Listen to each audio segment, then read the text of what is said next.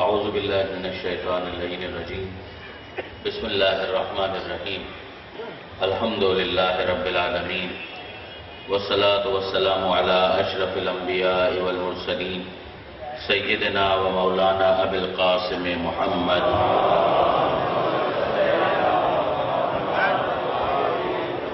واہل بیتہ الطیبین الطاہرین المعصومین المظلومین المنتجبین المنتخبین المیامین لا سیما للامام المنتظر والحجۃ الثانی عشر واللعنۃ الدائمۃ الباقیۃ علی اعدائہم اجمعین من یوم ظلمہم الی قیام یوم الدین اللہم انا نرغب الیک فی دولۃ کریمہ تعز بها الاسلام واہلہ وتذل بها النفاق واہلہ وتجعلنا فيها من الدعاة إلى طاعتك والقادة إلى سبيلك وترزقنا بها كرامة الدنيا والآخرة رب اشرح لي صدري ويسر لي أمري واحلل عقدة من لساني يفقهوا قولي واجعلني خالصا لوجهك الكريم يا الله صلوات على محمد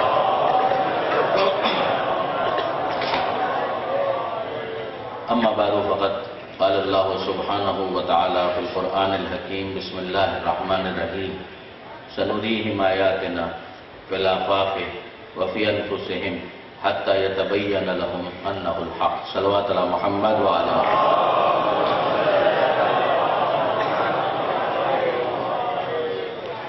برادران عزیز و خاران محترم، آج کا ظاہر ہے کہ یہ وائنڈ اپ سیشن ہے، کل کا دن خاک اڑانے کا دن ہے۔ مسلسل آپ نے اس آیت کو سماعت فرمایا، سورہ فصلت کی 53ویں آیت، جس میں پروردگار عالم یہ ارشاد فرماتا ہے کہ سنوریہم آیاتنا، ہم ان قریب اپنی آیتیں، اپنی نشانیاں ان کو دکھلائیں گے، آفاق میں یعنی کائنات میں، وفی انفسہم اور ان کے اپنے نفسوں میں، حتی یتبین لہم یہاں تک کہ ان کے لیے واضح ہو جائے گا انہ الحق کہ خدا حق ہے۔ ہمارا موضوع توحید اور توسل رہا۔ توحید پر بھی الحمدللہ گفتگو کی کوشش کی گئی، توسل کے اوپر بھی بات کرنے کی کوشش کی گئی۔ میں نے کل یہ گزارش کی تھی کہ جب ایک انسان علم سے اپنا تعلق توڑ لیتا ہے اور جہالت کو اوڑھنا بچھونا بنا لیتا ہے تو امیر المومنین حضرت علی ابن ابی طالب علیہ السلام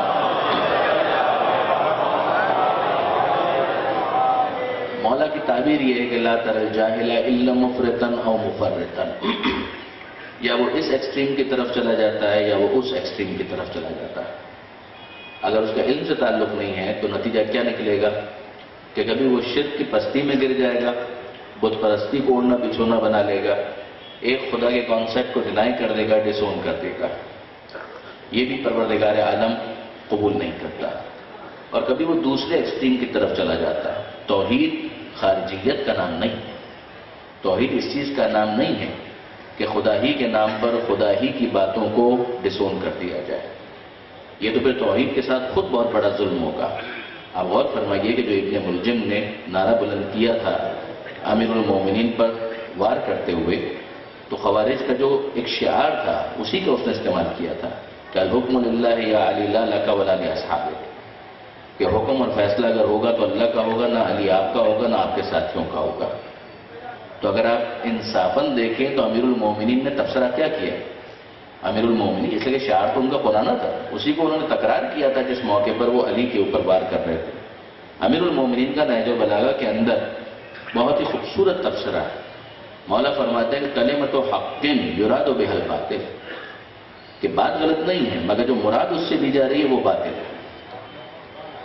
حکم اللہ ہی کا چلے گا، اس میں کوئی شک نہیں۔ اگر کوئی کہے کہ ہم قرآن مجید سے استفادہ کرنا چاہتے ہیں، بالکل صحیح بات ہے، مگر وہاں پر بھی مسئلہ یہی ہے کہ اگر قرآن مجید سے استفادے کا مطلب یہ ہے کہ قرآن کافی ہے تو یہ قرآن ہی کے ساتھ زیادتی ہے۔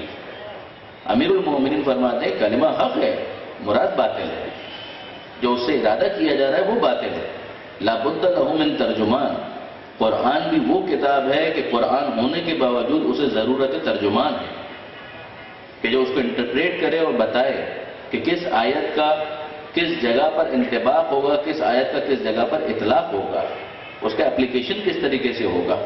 میں نے کئی مرتبہ مجلسوں کے اندر بھی یہ مثال دی کہ کوئی ایک اسکول آپ کو ایسا نظر آتا ہے کہ جو طالب علموں کو کاپی کے اور کتابیں دے دے اور کہے کہ گھر پہ جا کر خود ہی مطالعہ کر لینا؟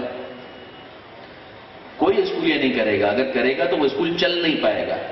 اس لیے کہ ہر انسان جو عقل رکھتا ہے، شعور رکھتا ہے، وہ اس بات کو جانتا ہے کہ کتاب لینا پہلا مرحلہ ہے. جب تک معلم کتاب نہیں ہوگا کتاب سمجھ نہیں آئے گی. تو آپ انصاف سے مجھے بتائیے کہ کیمسٹری کی کتاب طالب علموں کے لیے کافی نہیں ہوتی، معاشرتی علوم کی کتاب طالب علم کے لیے کافی نہیں ہوتی، فزکس کی کتاب طالب علم کے لیے کافی نہیں ہوتی، تو جو اللہ کی نازل کردہ کتاب ہے وہ معلم کے بغیر کافی ہو جائے گی. وہاں پر بھی ضرورت ہوگی کہ کوئی اس کو انٹرپریٹ کرے، کوئی اس کو سمجھائے، کوئی اس کے ذریعے سے تربیت دے، تعلیم دے. ہم دیکھتے ہیں کہ پروردگار عالم سورہ ابراہیم 14واں سورہ قرآن مجید کا ارشاد فرماتا ہے کہ الف لام را کتاب انزلناہ الیک لتخرج الناس من الظلمات الی النور. الف لام را یہ تو حروف مقطعات. حروف مقطعات کے بارے میں بھی ایک بحث تو ہے کہ یہ پروردگار عالم نے کیا پہلیاں رکھ دی ہیں مختلف سوروں کے آغاز میں. کہیں الف لام میم ہے، کہیں الف لام را ہے، کہیں ہا میم ہے، کہیں کاف ہا یا عین صاد ہے. یہ کیا پہلیاں ہیں کہ جو پروردگار عالم نے رکھی ہیں؟ 11ویں امام حسن عسکری علیہ السلام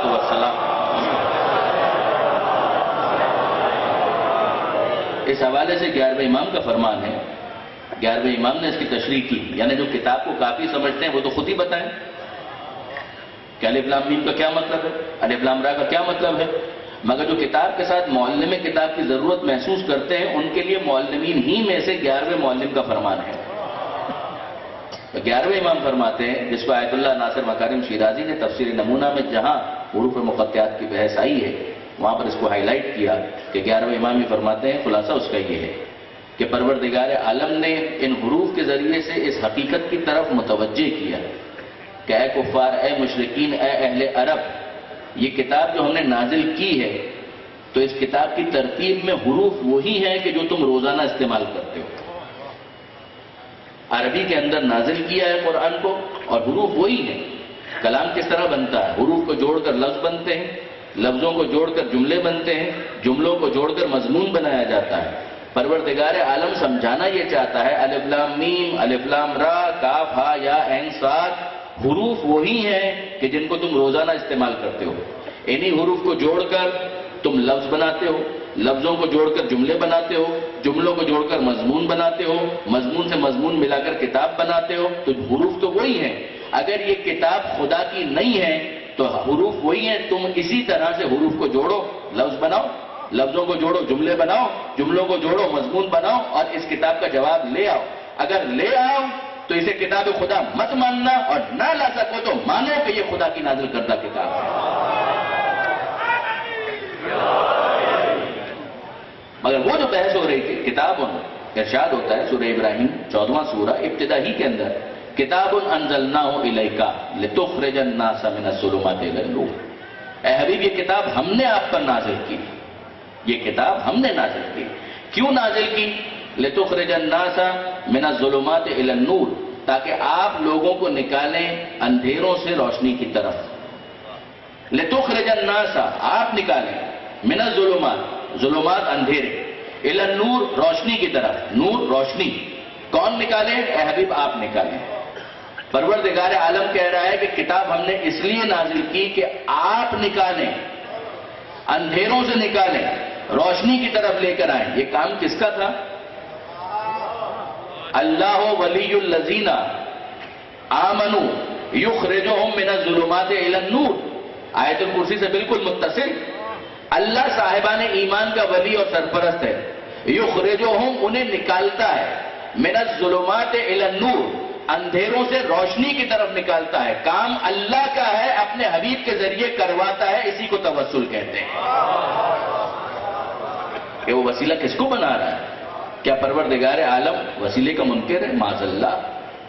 آپ غور فرمائیے برادران عزیز، دیکھیے قرآن مجید کی بعض آیتیں ہیں کہ جن کو آئسولیشن کے اندر جب دیکھا جاتا ہے تو بعض افراد غلط فہمی کا شکار ہوتے ہیں. انہی میں سے ایک آیت ہے سورہ فاتحہ کی، ایاک نعبد و ایاک نستعین. ہم تیری ہی عبادت کرتے ہیں، تجھی سے مدد چاہتے ہیں. بالکل صحیح ترجمہ ہے، صحیح ترجمہ ہے. नाबुदु का तेरी इबादत करते हैं, नस्तईनु का तेरी मदद चाहते हैं, इय्या का अहले इल्म तशरीफ फरमाए, मौलाना ज़ैदी यहाँ पर तशरीफ फरमाए, ये इय्या का मफूल है, जब मुकद्दम हो जाएगा तो अरबी के एतबार से हसर का फायदा देगा। इय्या का नाबुदु व इय्या का नस्तईन, तेरी ही इबादत करते हैं, तुझी से मदद चाहते हैं। तर्जुमा तो बिल्कुल ठीक है। तो उन्होंने कहा साहब फिर आप ऐसी बात कहते हैं कि जिस पर खुद ही अमल नहीं करते। जब खुदा ही की मदद चाहिए तो फिर या अली मदद कहने का मतलब क्या है? काम तो आप गलत करते हैं। यही एतराज है ना कि इय्या का नाबुदु व इय्या का नस्तईन, तेरी ही इबादत करते हैं, तुझी से मदद चाहते हैं। जब तुझी से मदद चाहते हैं तो फिर किसी गैर खुदा की मदद का मतलब क्या है? अच्छा, कहीं दूर जाने की जरूरत नहीं है, फौरन उसके बाद देखिए पहली मदद खुदा से क्या मांगी। पहली मदद खुदा से क्या मांगी? इय्या का नाबुदु व इय्या का नस्तईन, और उसके फौरन बाद पहली मदद खुदा से मांगी कि इहदिनस सिरातल मुस्तकीम, कि मालिक पहली मदद ये चाहिए कि तू हमें सीधी राह की हिदायत कर, मिल जाए, उस पर हम साबित कदम हो जाएं। पहली मदद हमने ये मांगी कि परवरदिगार सीधा रास्ता चाहिए, मिल जाए तो उस पर हम साबित कदम हो जाएंगे। तर्जुमे की यही दोनों अंदाज है ना कि जब तक राह रास्त नहीं मिली हम तुझसे मांगते हैं कि वो सीधी राह मिल जाए, मिल गई तो फिर उसके बाद हम उस पर साबित कदम हो जाए। हमने परवरदिगार आलम से ये सुना इय्या का नाबुदु व इय्या का नस्तईन, और फिर उसके बाद हमने पहली मदद मांगी हिदायत, और परवरदिगार ने उसका जवाब कैसे दिया अगली आयत के अंदर कि ये रास्ता किनका है? सिरातल लज़ीना अनअमता अलैहिम, ये उन लोगों का रास्ता है कि जिन पर खुदा ने इनाम नाजिल किया। होना तो ये चाहिए था कि परवरदिगार आलम लोगों को माइनस कर देता, मगर परवरदिगार आलम ने जब इंसान ने हिदायत का मुतालबा इय्या का नस्तईन कहने के बाद खुदा ही का तालीम करता तरीका, पहली चीज मांगी हिदायत, और परवरदिगार आलम ने कहा उन लोगों का रास्ता कि जिन पर अल्लाह ने नेमतें नाजिल की, और ये भी कहलवाया कि तुम दुनिया के अंदर पहले तो नहीं हो, तुमसे पहले बहुत आए बहुत गए, तो वो भी हिदायत के तालिब थे, उनकी हिदायत के लिए भी हमने कोई एहतमाम किया होगा। वो कुछ लोग थे कि जिनके जरिए से हिदायत की गई, उनका रास्ता सिराते मुस्तकीम है, गैरिल मग़ज़ूब अलैहिम, जो मग़ज़ूब हैं, जिन पर खुदा का गजब नाजिल हुआ, उनका रास्ता सिराते मुस्तकीम नहीं होगा। जो खुद गुमराह हैं वलद्दालीन, उनका रास्ता सिराते मुस्तकीम नहीं होगा। अनअमता अलैहिम कहकर तवल्ला का हुक्म दिया, गैरिल मग़ज़ूब अलैहिम कहकर तबर्रा का हुक्म दिया। मगर गौर फरमाइए बिरादरान अज़ीज़, परवरदिगार को अगर दरमियान से अपने मुक़र्रबीन को हटाना होता तो यह अनअमता अलैहिम का ऐलान किस लिए किया गया? गौर फरमाइए, अजीब अंदाज है। सूरह फातिहा जहां खत्म होता है, अभी इय्या का नाबुदु व इय्या का नस्तईन पर मैं मजीद बात करूंगा, मगर जहां सूरह फातिहा खत्म होता है सूरह बकरा शुरू होता है। हिदायत, पहली दुआ जो सिखाई गई हिदायत, इहदिनस सिरातल मुस्तकीम, उनका रास्ता कुछ लोगों का रास्ता है। सूरह बकरा शुरू हुआ, परवरदिगार आलम ने कहा अलिफ लाम मीम ज़ालिकल किताबु ला रैब फीह, ये किताब इसमें शक कोई नहीं है, हुदल लिल मुत्तकीन, हिदायत करेगी साहिबान तक़वा की। हमने हिदायत मांगी, परवरदिगार आलम ने कुछ अफराद का हवाला दिया और परवरदिगार आलम ने किताब का हवाला दिया। हिदायत चाहिए तो कुछ लोग हैं कि जिन पर खुदा ने इनाम नाजिल किया, उनसे वाबस्ता हो जाओ। हिदायत चाहिए तो ये किताब है, इससे वाबस्ता हो जाओ। किताब तो हमारे सामने है। अब पैगंबर अकरम से हम सवाल करें कि वो लोग कौन हैं? उन्हीं के तारुफ के लिए पैगंबर ने कहा मैं तुम्हारे दरमियान दो चीजें छोड़कर जा रहा हूं, किताब हिदायत करेगी, इतरत हिदायत करेगी। दुरूद भेजिए मोहम्मद व आले मोहम्मद।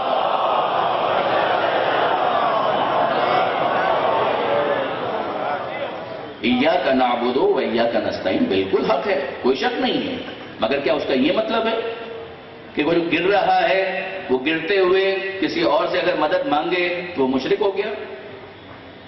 अगर कोई भूखा है तो हम ये कहें कि राज़िक तो परवरदिगार है, तुम्हें क्या हक है कि तुम किसी साहिब आला, किसी साहिब नेमत से ग़िज़ा का मुतालबा करो कि मुझे खाना खिलाकर मेरी मदद करो? अगर वो भूखा ये करे तो हम क्या कहेंगे कि ये मुशरिक है, इसलिए कि उसने गैर खुदा से मदद तलब की है। अगर कोई प्यासा है اور وہ کہے کہ میں پیاس سے مرا جا رہا ہوں، میری مدد کرو، مجھے پانی کا گلاس پلاؤ، تو آپ یہ کہیں گے کہ یہ مشرک ہو گیا؟ اگر واقعاً علی الاطلاق استعانت کسی غیر خدا کی شرک کا باعث ہے تو مجھے بتائیے کہ اس دنیا کے اندر پھر توحید کا ماننے والا ہے کون؟ وہ کون سا شخص ہے؟ ایاک نستعین کا اگر یہ مطلب ہے کہ تیری ہی مدد مانگتے ہیں، بالکل صحیح ہے، لیکن اگر اس کا یہ مطلب ہے کہ خدا کے علاوہ کسی اور سے مدد مانگی تو وہ مشرک ہو گیا، تو پھر مجھے بتائیے کہ دنیا کے اندر موحد ہے کون؟ اگر کوئی گر رہا ہے اور کسی سے وہ مدد مانگے، مشرک ہو گیا۔ بھوکا ہے، کسی سے کھانا مانگے، مشرک ہو گیا۔ پیاسا ہے، پانی مانگے، مشرک ہو گیا۔ پروردگار عالم نے تو اس رویے کی حوصلہ شکنی کی ہے۔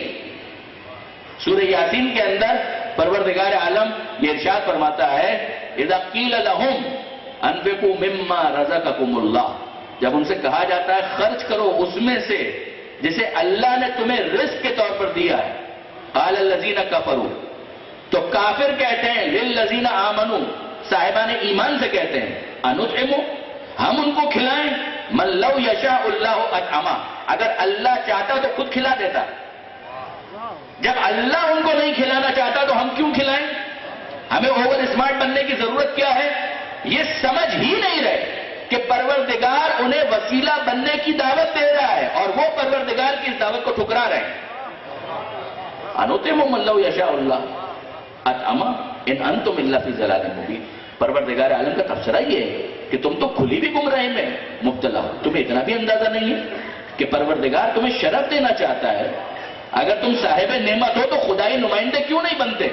اگر وہ کافر کہیں کہ ہم تو پہلے ہی کافر ہیں، اگر ہم خدائی نمائندے بن گئے تو جو مسلمان بنتے ہیں وہ بھی ہم کو کافر کہنے لگیں گے، وہ بھی ہم کو مشرک کہنے لگیں گے۔ نہیں برادران عزیز، بہت سطحی اعتبار سے اس آیت کو سمجھنے کی کوشش کی گئی۔ یہ اس آیت کے ساتھ انصاف نہیں ہے۔ ایاک نعبد و ایاک نستعین، ہم دیکھتے ہیں عربی کے اعتبار سے مختلف لفظیں جو مدد کے لیے استعمال ہیں۔ ایک تو میں نے عرض کیا کہ فطرتاً اگر آپ دیکھیں تو اس طرح سے کوئی دنیا کے اندر ایک شخص بھی توحید کا پرستار باقی نہیں رہے گا۔ جیسے کہ فطرتاً ہر انسان، تمدن کی بنیاد اس بات پر ہے کہ ایک انسان دوسرے انسان کا محتاج ہے۔ حد یہ ہے کہ جس کو آپ پست سمجھتے ہیں آپ اس کے بھی محتاج ہیں، اعلیٰ کو تو چھوڑ دیں، جو آپ کے نوکر ہیں، جو آپ کے خدمتگار ہیں۔ بلکہ ہمت کر کے میں جملہ کہوں کہ جس پیشے کو آپ سب سے زیادہ پست سمجھتے ہیں اس کے سب سے زیادہ محتاج ہیں۔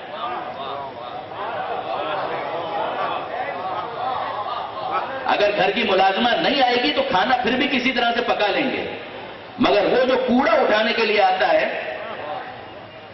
وہ جو گٹر صاف کرنے والا ہے، اگر وہ نہ آئے تو مجھے شہر کا انتظام چلا کر تو دکھائیں۔ آپ نے غور فرمایا، یہ عجیب معاملہ ہے۔ تمدن کی بنیاد اس پر ہے کہ ایک شخص دوسرے کا محتاج ہے، دوسرے کی مدد کا محتاج ہے۔ پست سے مدد لینے میں کوئی تکلف نہیں، اعلیٰ سے مدد لینے میں شرک کا الزام لگایا جاتا ہے۔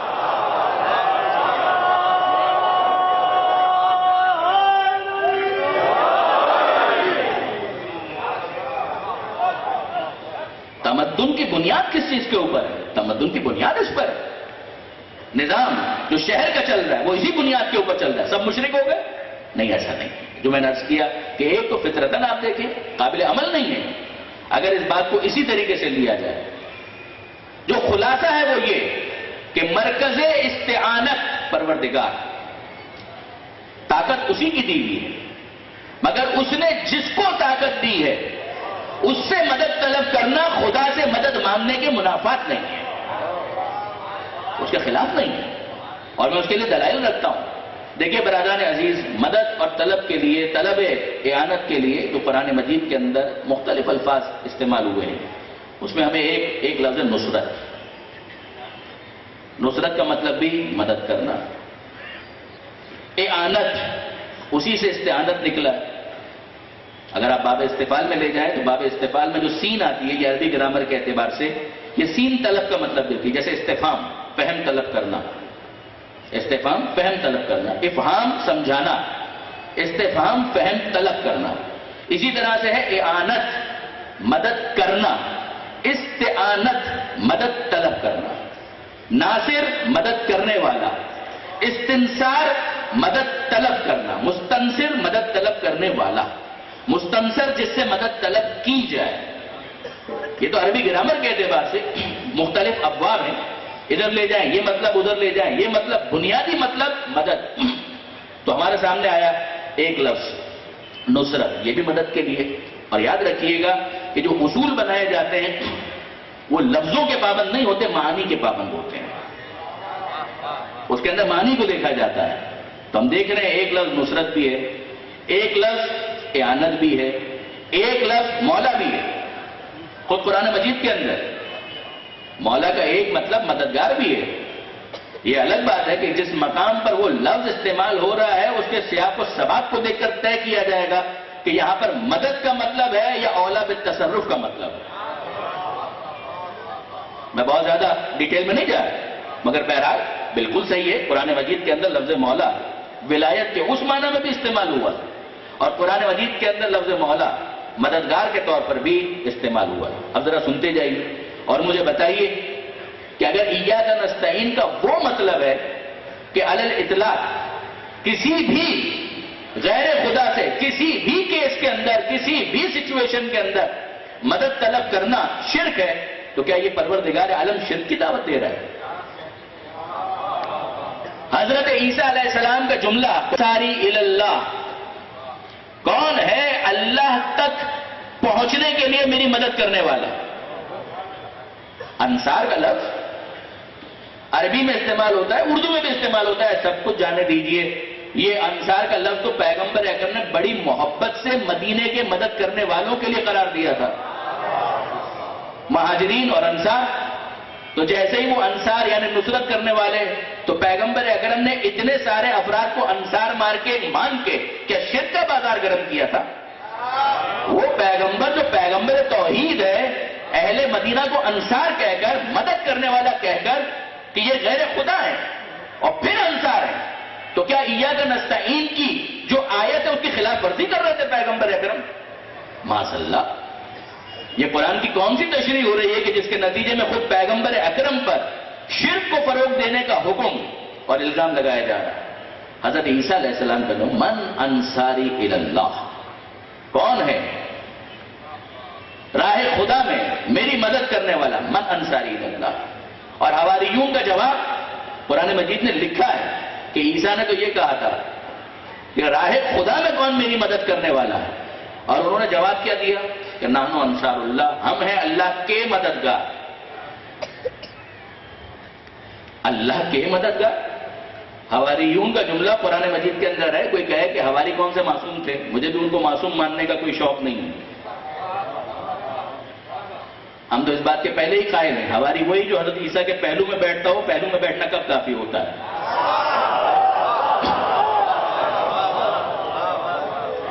مگر اگر وہ غلط کہہ رہے تھے تو حضرت عیسیٰ کو روکنا چاہیے تھا کہ یہ تم کیا کہہ رہے ہو.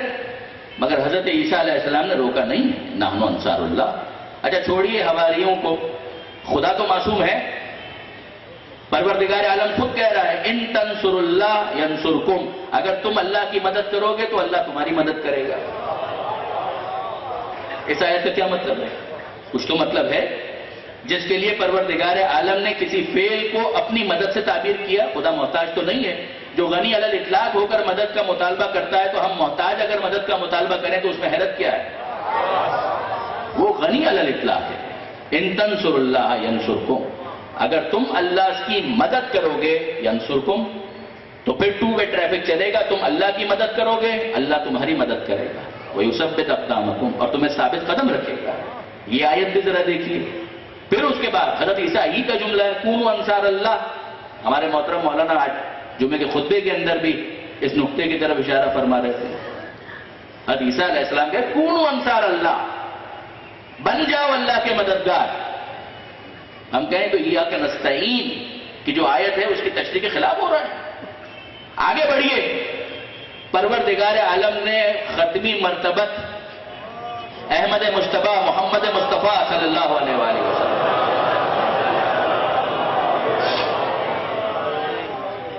دعا جو تعلیم کی ہے وہ قرآن مجید کے اندر موجود ہے. رب ادخلنی مدخل صدق واخرجنی مخرج صدق. اے پروردگار مجھے داخل کر صداقت کے ساتھ، نکال صداقت کے ساتھ. واجعل لی، سنیے گا، واجعل لی من لدنک سلطانا نصیرا، اور اے پروردگار تو میرے لیے قرار دے اپنے پاس سے طاقتور مددگار. ختمی مرتبہ یہ نہیں کہہ رہے کہ تو مدد کر دے، تو میرے لیے طاقتور مددگار کسی کو بنا دے، اپنی پاس سے بنا دے. اب سمجھ میں آیا علی کعبے میں کیوں پیدا ہوئے تھے؟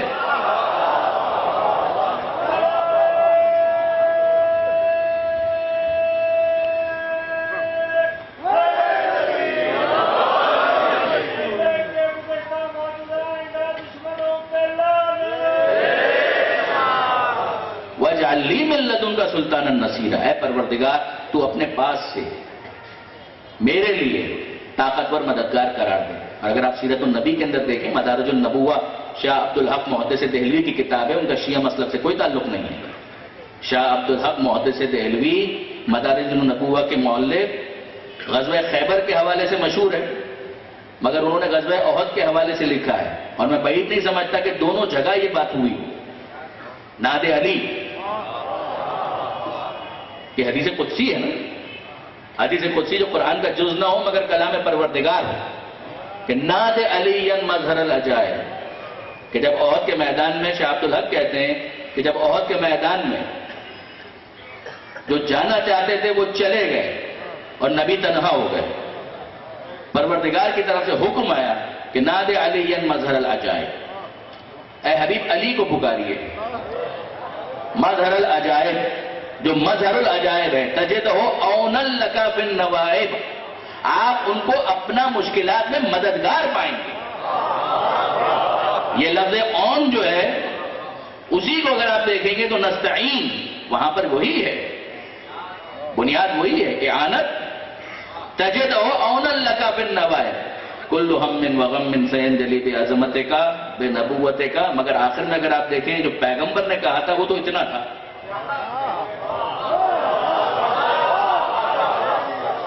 کل ہم وغم سینجلی بولایتک یا علی یا علی یا علی.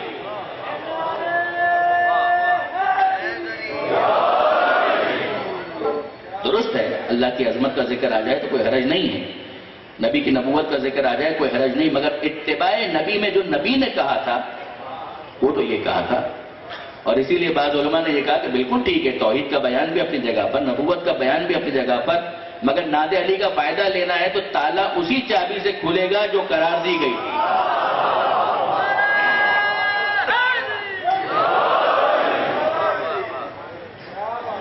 کیا نعوذ باللہ من ذالک مولا خدا کے مقابلے پر ہے؟ خدا کے نمائندے ہیں.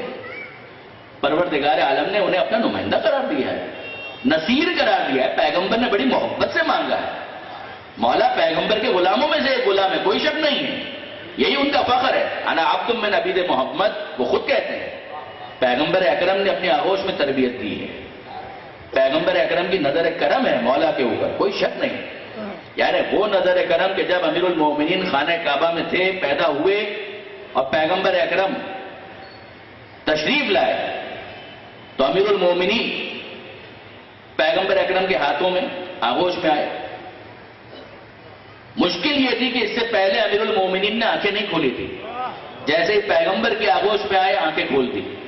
اور پیغمبر اکرم نے کیا خوبصورت جملہ ارشاد فرمایا، خصصتنی بالنظر خصصتک بالعلم. اے علی تو نے اپنی پہلی نظر مجھ سے مخصوص کر دی، میں نے اپنا علم تجھ سے مخصوص کر دیا.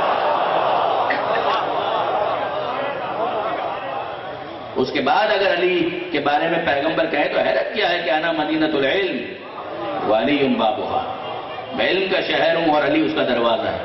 مولا ہی کا جملہ ہے کہ لو سنیت لی وسادہ فجلست علیہا، اگر میرے لیے اطمینان کی مسند بچھا دی جائے، فجلست علیہا، اور میں اس پر بیٹھوں، لافتیت اہل التورات بتوراتہم، میں یہودیوں کو توریت سے فتوا دوں گا، وَأَهْلَ الْإِنْجِيلِ بِإِنْجِيلِهِمْ، میں عیسائیوں کو انجیل سے فتوا دوں گا، وَأَهْلَ الْقُرْآنِ بِقُرْآنِهِمْ، اور اہل قرآن کے درمیان قرآن سے فیصلہ کروں گا، حَتَّى يَنْتَقُوا صَدَقَ عَلِي وَمَا كَذَبَ، یہاں تک کہ سب بول اٹھیں گے کہ کہ علی نے سچ کہا اور کچھ جھوٹ نہیں کہا۔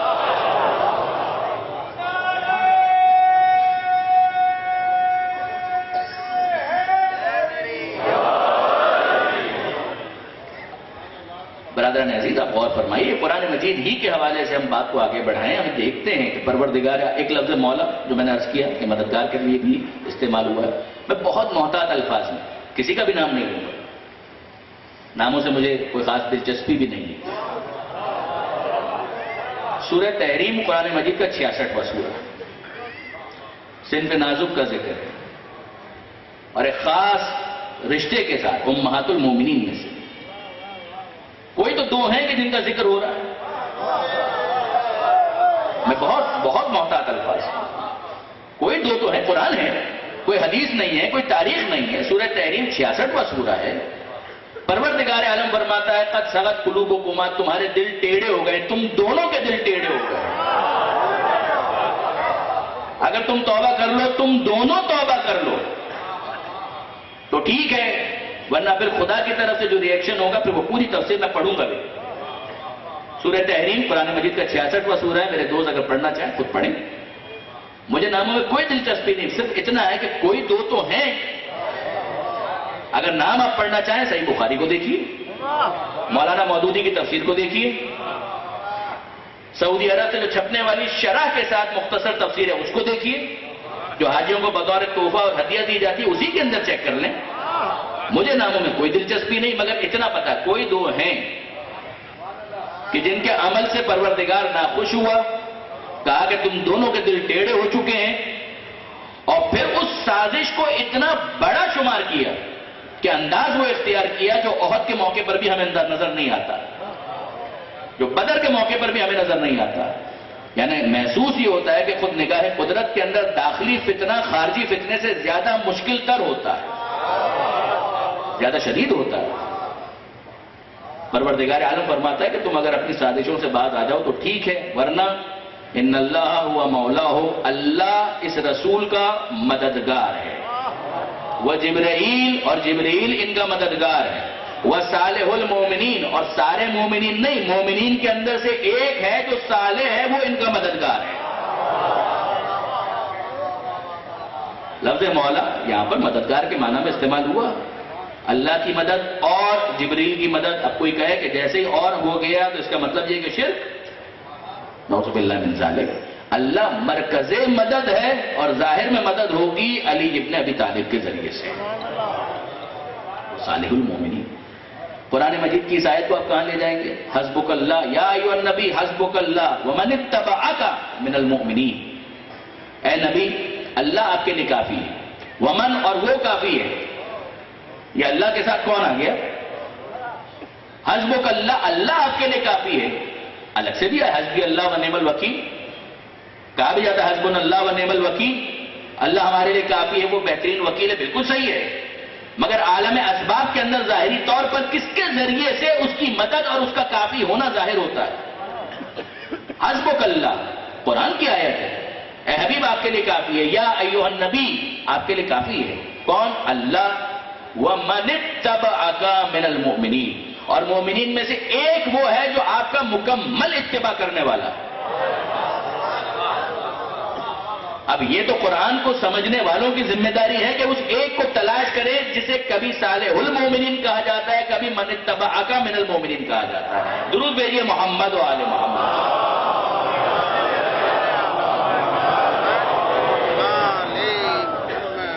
اور اب اگر اسی کے مادے کے اعتبار سے اگر اصرار کریں، ایاک نستعین کے اندر جو لفظ استعمال ہوا تھا، اگرچہ میں نے کہا کہ اصول لفظوں کے پابند نہیں ہوتے، معنی کے پابند ہوتے، لیکن اگر اسی لفظ کو آپ تلاش کریں تو وہ بھی مل جائے گی قرآن مجید کے اندر۔ پہلے اسی مادے سے باب تفاعل، تعاونوا علی البر والتقوی ولا تعاونوا علی الاثم والعدوان۔ دیکھو آپس میں ایک دوسرے کی مدد کیا کرو، علی البر والتقوی، نیکی اور تقوی کے معاملات میں ایک دوسرے کی مدد کرو، ولا تعاونوا علی الاثم والعدوان، جو گناہ کے کام ہیں، ظلم کے کام ہیں، ان میں ایک دوسرے کی مدد مت کرو۔ یہ تعاون اس کا مادہ وہی ہے جو نستعین کے اندر ہے، وہ باب استفعال سے ہے، یہ باب تفاعل سے ہے۔ اہل علم جانتے ہیں کہ مادہ ایک ہی. اور پھر اگر آپ خاص طور پر باب استفعال ہی دیکھنا چاہیں تو سورہ بقرہ کے اندر پروردگار عالم فرماتا ہے استعینوا بالصبر والصلاح. ہم نے کہا ایاک نستعین، تیری ہی مدد چاہتے ہیں. پروردگار نے کہا استعینوا بالصبر والصلاح، تم مدد حاصل کرو، طلب کرو مدد کو صبر کے ذریعے اور صلاۃ کے ذریعے. نہ صبر خدا ہے نہ نماز خدا ہے. مجھے کوئی بتائے صبر ایک وصف انسانی ہے جو اس کے اندر ملکے کی صورت میں راسخ ہوتا ہے، اس کے اخلاق کا حصہ ہے، جس کا مظاہرہ اس کے اعمال میں ہونا چاہیے. مگر صبر خدا تو نہیں ہے. صلاۃ نماز خدا کی پڑھی جاتی ہے مگر نماز خدا تو نہیں ہے. نماز قربتاً اللہ ہے، اللہ تو نہیں ہے. میرا سوال صرف اتنا ہے، اگر کوئی کہے کہ صاحب اللہ کی طرف سے ہے تو ہم کب کہہ رہے ہیں کہ علی کسی اور کی طرف سے ہے؟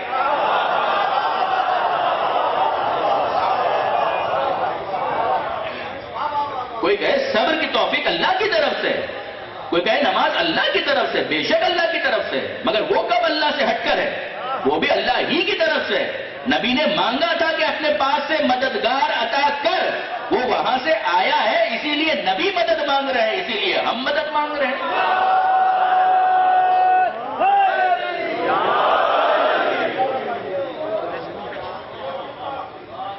روٹی خدا کی طرف سے آئے اور انسان اس کو ٹھکرا دے، اس کو کفران نعمت کہتے ہیں. علی خدا کی طرف سے آئے اور مدد کو ٹھکرا دیا جائے تو کیا یہ کفران نعمت نہیں ہے؟ یہ بھی کفران نعمت ہے.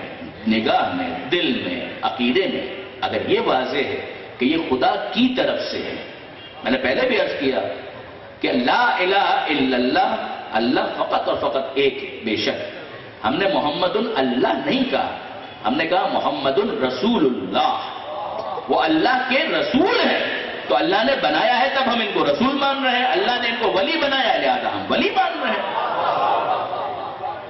اور اب برادران عزیز زیادہ میں آپ کو نہیں روکنا چاہوں گا، 2-3 اور معروضات بھی ہیں کہ جو پیش کرنا ہے، مگر زیادہ تھوڑا تیزی کے ساتھ ہم آگے بڑھیں کہ ہمیں سورہ یوسف کے اندر بہت سی مشکلات ہماری سورہ یوسف سے حل ہو جاتی ہیں. بہت سی مشکلات، مثلا یعنی یہ والا جو مسئلہ ہے اس کے لیے تو میں عرض کرتا ہوں، مگر بہت سی مشکلات. حضرت یعقوب علیہ السلام کے بیٹے ہیں یوسف علیہ السلام، انہی کے بھائی ہیں جن کو کہا جاتا ہے برادران یوسف. یوسف نبی کا بیٹا، نبی کا وارث، برادران یوسف نااہل. کیا نہیں کیا انہوں نے یوسف علیہ السلام کے ساتھ؟ یعقوب علیہ السلام کی نگاہوں سے دور کر دیا. ایک مسئلہ تو یہیں پر حل ہوا جب یعقوب علیہ السلام نے گریہ کرنا شروع کیا تو ہمیں سمجھ میں آیا کہ کسی مصیبت پر گریہ کرنا سنت انبیاء ہے. کوئی کیا گریہ کرے گا جو یعقوب نے یوسف کی جدائی میں گریہ کیا. وَابْيَضَّتْ عَيْنَاهُ مِنَ الْحُزْنِ فَهُوَ كَظِيمٌ، دونوں آنکھیں سفید ہو گئیں اس غم کی وجہ سے. فَهُوَ كَظِيمٌ. اور پھر اس کے بعد ایک اور مشکل، اس کو بھی حضرت یعقوب علیہ السلام کے جملے نے حل کیا. قرآن نے ان کے جملے کو نقل کیا. گریہ کر رہے ہیں اور کہہ رہے ہیں وَصَبْرٌ جَمِيلٌ، کہ میں صبر جمیل کر رہا ہوں. حضرت یعقوب نے بتایا کہ گریہ کرنا صبر کے منافی نہیں ہے. اگر کوئی کہے کہ رو مت صبر کرو تو اس کو قرآن کی یہ آیت دکھائی جائے سورہ یوسف کی کہ سب سے پہلے تو جب یعقوب رو رہے تھے تو تم کہتے کہ اے یعقوب صبر کریں. یعقوب نے تو خود بتا دیا صبر جمیل، صبر اور حسین صبر یہی ہے کہ خدا کو یاد رکھا جائے اور جدائی پر آنسو بہائے جائیں. ایک مسئلہ تو یہاں پر حل کیا حضرت یعقوب علیہ السلام نے. دوسرا مسئلہ کیا حل کیا؟ دوسرا مسئلہ سورہ یوسف نے یہ حل کیا کہ حضرت یوسف علیہ السلام تو بالآخر پہنچ گئے مصر. حضرت یعقوب علیہ السلام کے یہ فرزند یوسف علیہ السلام بالآخر مختلف مراحل کو طے کرتے ہوئے مصر پہنچ گئے اور عزیز مصر بن گئے. اور برادران یوسف جو کہ حضرت یوسف علیہ السلام کے اوپر کیا ظلم تھے کہ انہوں نے نہیں کیے، وہ پہنچے. حضرت یوسف علیہ السلام نے ان مظالم کے باوجود ان کی مدد کی. بھوک سے مر رہے تھے، غلہ دیا. قحط کا شکار تھے، غلہ فراہم کیا. تو حضرت یوسف علیہ السلام نے یہ بھی بتایا کہ اگر کبھی نبی یا ولی کسی کی مدد کرے تو یہ مت سمجھنا کہ اس سے اس کے تعلقات بہت اچھے ہیں.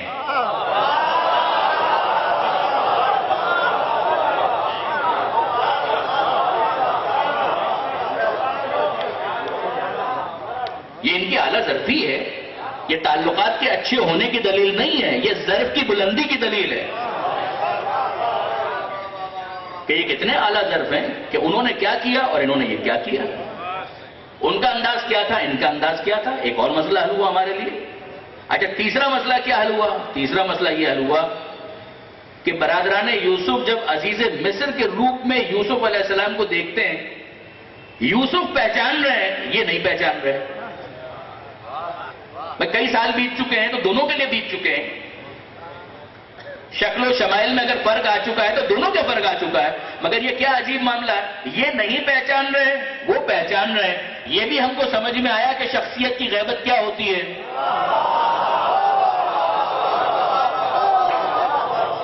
دیکھیے، ایک ہے شخص کی غیبت اور ایک ہے شخصیت کی غیبت.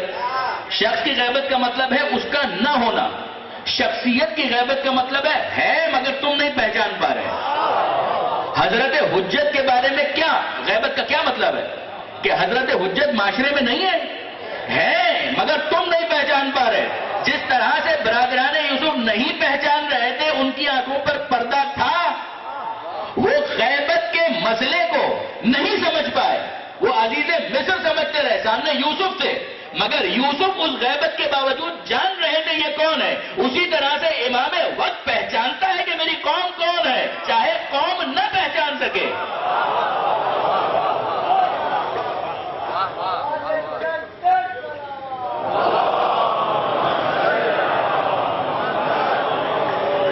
اور پھر اس کے بعد ایک مسئلہ اور حل کر دیا سورہ یوسف نے، وہی توسل والا.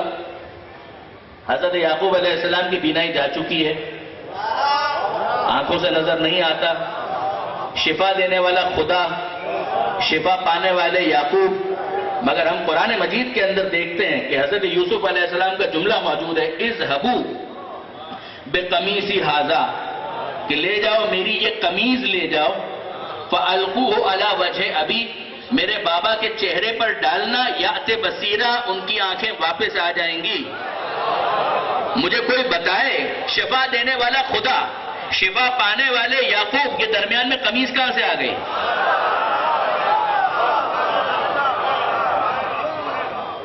یہ درمیان میں قمیض کہاں سے آ گئی؟ کسی بھی مسلک سے تعلق رکھتا ہو تو کہنا پڑے گا کہ مسئلہ سارا یہ ہے کہ جب قمیض خدا کی طرف سے ہو تو اس کا وسیلہ شرک نہیں ہوتا. تو ہم یہی کہتے ہیں کہ علی کسی اور کی طرف سے نہیں ہے، خدا ہی کی طرف سے.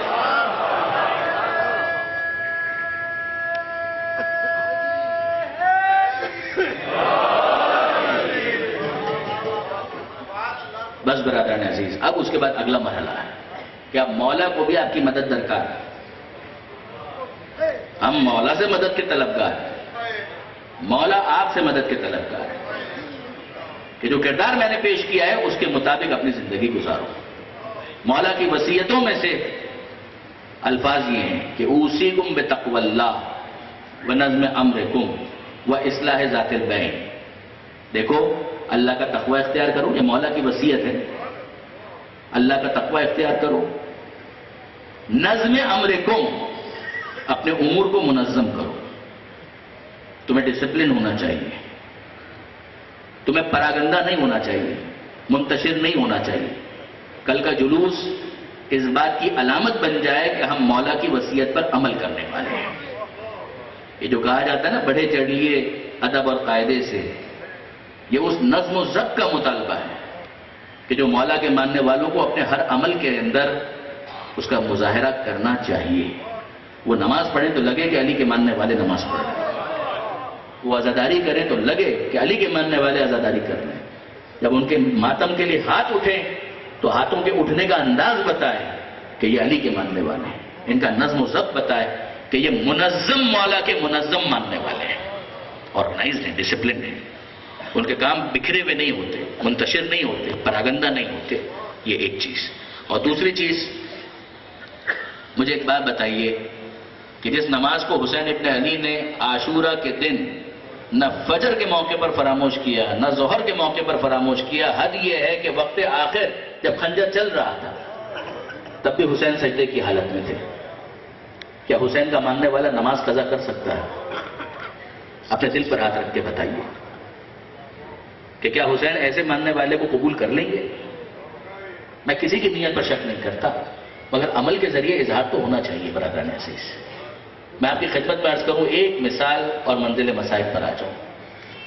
کل عاشور کے دن جب نماز جماعت منعقد ہو تو میری اس بات کو یاد رکھیے گا کہ حسین کا ماننے والا نماز کو کبھی بھی کمپرومائز نہیں کرے گا۔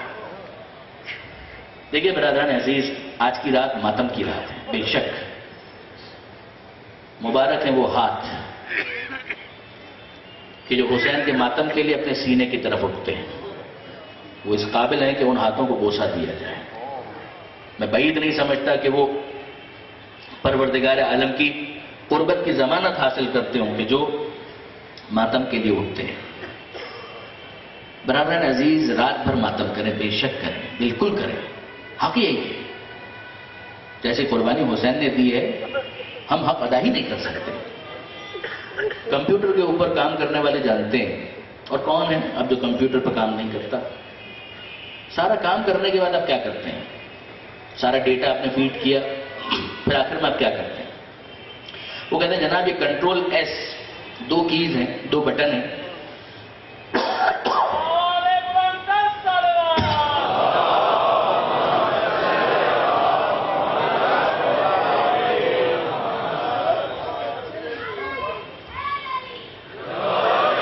جب آپ سارا ڈیٹا فیڈ کر دیتے ہیں پھر آخر میں دو کیز ہیں جن کو دباتے ہیں، دو بٹن، کنٹرول ایس۔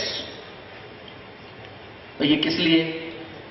کہ وہ جتنی محنت کی ہے اس کو سیو کرنے کے لیے، اس کو محفوظ کرنے کے لیے، کنٹرول ایس۔ اب وہ کیز مختلف ہو سکتی ہیں مختلف پروگرامز کے حوالے سے، عام طور پر تو کنٹرول ایس، دو بٹن۔ اچھا کوئی نااہل ہے، کوئی ناکارہ ہے، نہیں پتا اس کو، تو وہ کیا کرے گا؟ ساری محنت کر لی، یہ دو بٹن دبانا بھول گیا، تو اب کیا ہوگا؟ اگلی دفعہ جب وہ کمپیوٹر کھولے گا تو اپنا مواد تلاش کرے گا کہ وہ کہاں گیا، اور کوئی ماہر ہے تو وہ صحیح کہے گا کہ صاحب آپ نے ساری محنت کرنے کے بعد وہ دو بٹن دبائے تھے۔ وہ کہا نہیں، وہ تو نہیں دبائے تھے، مجھے پتہ ہی نہیں تھا۔ اچھا وہ دو بٹن اگر آپ نے نہیں دبائے تو ساری محنت ضائع ہو جائے گی۔ آپ نے غور فرمایا، سارا دن کمپیوٹر میں ڈیٹا فیڈ کیا، دو بٹن دبانا بھول گئے تو وہ محنت ضائع ہو جائے گی۔ ساری رات ماتم کرنے کے بعد وہ دو رکعت نماز جو فجر کی ہے نا، وہ دو رکعت نہیں ہے، یہ دو بٹن ہیں کہ جن کو دبانے کے بعد رات کی ساری محنت کو سیو کیا جائے گا۔ بس یہ مت کیجیے گا۔ حسین اور حسین کی ماں کے سامنے، حسین کے نانا کے سامنے اگر شرمندہ نہیں ہونا چاہتے تو حسین کے سجدے کو بھی یاد رکھیں، علی اکبر کی اذان کو بھی یاد رکھیں۔ اور یہ نصرت ہی کی تو دعوت دی تھی، اما من ناصر ینصرون، حل من ناصر ینصرنا۔ دیکھیے برادران عزیز، آپ جانتے ہیں کہ وہ آخری مددگار کون تھا؟ وہ ننھا شہزادہ جس کا ذکر سلام کے اندر ہمارے محترم موسیٰ کاظم صاحب بھی فرما رہے تھے، وہ ننھا شہزادہ۔ مولانا غلام عسکری صاحب فرمایا کرتے تھے کہ جب یہ قافلہ مدینے سے چلا تو آپ جانتے ہیں کہ امام حسین نے اپنی بیٹی فاطمہ صغرا کو اپنے ساتھ نہیں لیا تھا۔ اصغر پیدا ہو چکے تھے، وہ مشکل چند دنوں کے تھے، ایک ہفتے کے یا چند دنوں کے، اور جناب فاطمہ صغرا بیمار تھی۔ تو جناب فاطمہ صغرا نے ابھی اپنے بھائی کو اپنی گود میں نہیں لیا تھا بیماری کی وجہ سے، اور جناب فاطمہ صغرا کو جب پتا چلا کہ سب جا رہے ہیں، اصغر بھی جا رہا ہے، تو وہ آئیں جناب رباب کے پاس اور کہا کہ اماں رباب، ابھی تو میں نے اپنے بھائی کو دیکھا بھی نہیں، ذرا کچھ دیر کے لیے اصغر کو میری گود میں تو دیجیے۔ جناب رباب نے اصغر کو صغرا کی گود میں دیا، اور جناب صغرا نے اصغر کے کان پر منہ رکھ کر ایک جملہ کہا، بھیا اصغر سب مجھے چھوڑ کر جا رہے ہیں، تم بھی چھوڑ کر جا رہے ہو۔ نہ جانے صغرا کی اس بات میں کیا کشش تھی کہ اب اصغر فاطمہ صغرا کی گود سے کسی اور کی گود میں نہیں آ رہے ہیں۔ جناب رباب نے کوشش کی، مگر فاطمہ صغریٰ کی گود میں اس طرح سے سینے سے چپک کر کسی کی گود میں نہیں جا رہا. حد یہ کہ جناب زینب نے کوشش کی، جناب لیلا نے کوشش کی، دیگر بیویوں نے کوشش کی، مگر اصغر کسی گود میں نہیں جاتے. اور امام حسین کی طرف سے آواز آئی کہ بیویوں تاخیر ہو رہی ہے. تو جناب زینب نے کہا کہ بھیا ہم کیا کریں، اصغر کسی کی گود میں آنے کے لیے تیار ہی نہیں، اصغر فاطمہ صغریٰ کی گود میں. اب امام حسین نے جب یہ سنا تو خیمے میں، گھر کے اندر، حجرے کے اندر تشریف لائے. جناب صغریٰ ہی کی گود میں اصغر تھے. کان پر کچھ کہا. وہ جملہ کیا تھا؟ امام حسین نے اصغر کے کان پر منہ رکھ کر یہ کہا، اے بیٹا اصغر، میں تجھے تیری بہن صغریٰ سے کبھی جدا نہ کرتا، مگر بیٹا تیرے بغیر میرا جہاد نامکمل ہے. تیرے بغیر کربلا کا جہاد نامکمل ہے. کہاں تو وہ عالم تھا کہ اصغر صغریٰ کی گود سے کسی کی گود میں جانے کے لیے تیار نہ تھے، اور کہاں یہ کیفیت کہ امام حسین نے جملہ کہا اور اصغر ہومک کر حسین مظلوم کی گود میں آ گئے. اور جس موقع پر حسین ابن علی نے کہا، حل من ناصر ینصرنا، حل من مغیث یغیثنا، ہے کوئی ہمارا مدد کرنے والا، ہے کوئی ہمارے استغاثے پر لبیک کہنے والا، حل من ذاق یذب عن حرم رسول اللہ، ہے کوئی حرم رسول سے دفاع کرنے والا. تو آپ جانتے ہیں کہ اس خیمے سے رونے کی آواز آئی کہ جو جناب رباب کا خیمہ تھا. اور امام حسین کے قریب آئے، سوال کیا کہ کیا ہوا، یہ رونے کی صدا کس لیے؟ کہا کہ آقا آپ کی صدا استغاثہ کو سن کر اصغر نے اپنے آپ کو جھولے سے گرا دیا.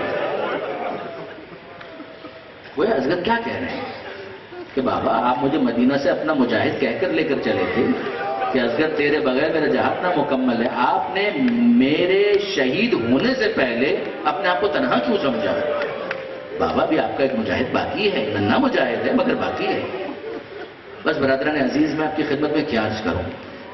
جب واقعہ کربلا ہو گیا، علامہ رشید ترابی فرماتے ہیں، مقاتل کے اندر بھی ہے، کہ جب واقعہ کربلا ہو گیا اور جناب مختار ثقفی نے چن چن کر قاتلان حسین کو گرفتار کرنا شروع کیا اور قتل کرنا شروع کیا. حرملہ کو گرفتار کیا گیا. کب گرفتار کیا گیا؟ یاد رکھیے، یہ عجیب ایک پس منظر ہے. مدینہ منورہ اور مکہ، سید سجاد مدینہ میں بھی رہتے تھے اور مکہ بھی آتے رہتے تھے. کسی موقع پر کوفہ کا کوئی شخص آیا، سید سجاد نے ملاقات کا وقت دیا. سید سجاد پوچھتے ہیں، یہ وہ زمانہ ہے کہ جب سید سجاد مسلسل گریہ کیا کرتے تھے. سید سجاد نے کوفہ کا حال دریافت کیا کہ کوفہ سے آنے والے، بتا کوفہ کی کیا کیفیت ہے، کوفہ کا کیا حال ہے؟ کہا مولا میں کیا بتاؤں، مختار قاتلان حسین کو چن چن کر گرفتار کر رہے ہیں اور ان کو قتل کر رہے ہیں. سید سجاد نے اپنا چہرہ جھکایا اور کہنے لگے، حرملہ گرفتار ہوا، حرملہ پکڑا گیا.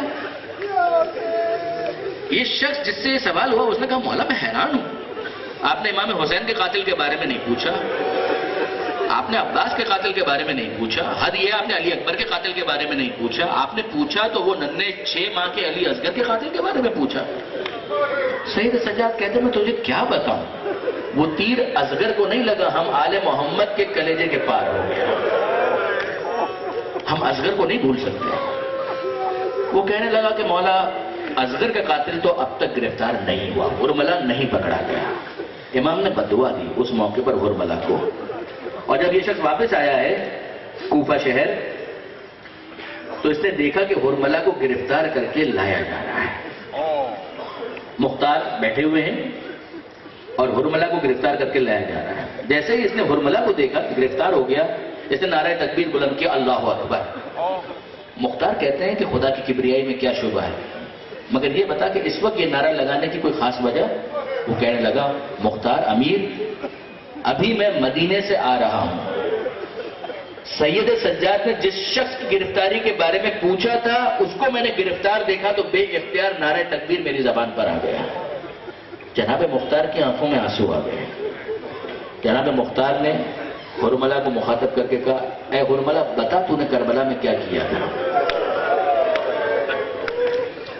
یہ یاد رکھیے گا کہ ابن زیاد کے دربار میں پہلے ہی حرملہ اور جتنے قاتلان ہیں وہ اپنے اپنے کارنامے لکھوا چکے ہیں.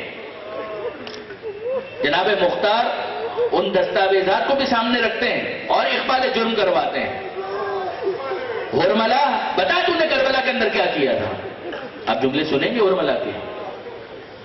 ہرملہ کہتا ہے کہ امیر جو سزا دینی ہے دے دے، مگر یہ مت پوچھ کہ میں نے کربلا کے اندر کیا کیا ہے. اب تجھے بتانا پڑے گا کہ تو نے کربلا کے اندر کیا کیا تھا.